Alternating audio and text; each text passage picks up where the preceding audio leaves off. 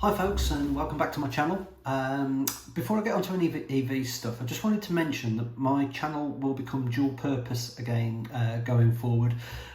Before I started doing EV videos, I was posting live music videos, and finally after 18 months of lockdown I'll be starting to do that again, starting this weekend. But don't worry, I'll still be doing EV videos when I've got some topics that are worth sharing with you.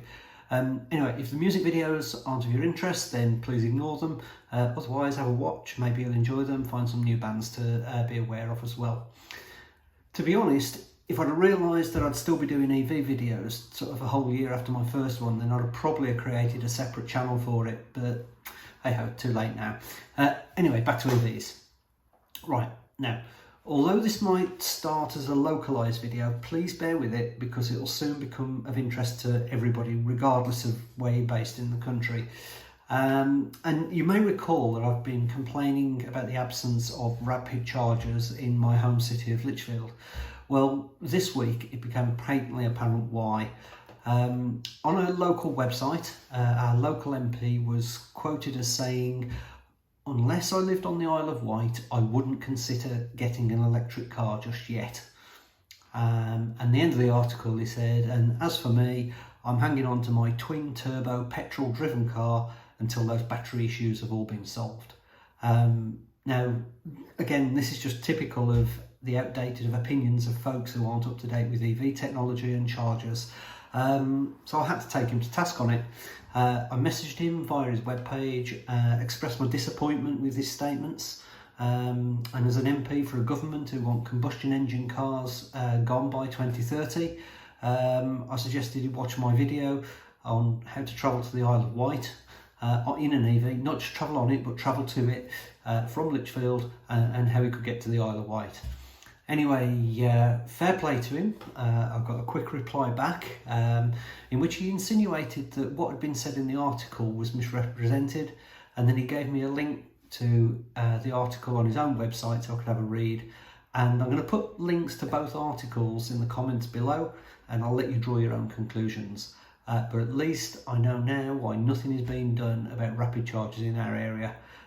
It looks like we need the world to invent a new type of battery before he's going to show an interest. Anyhow, so how does this affect everyone else outside of the area?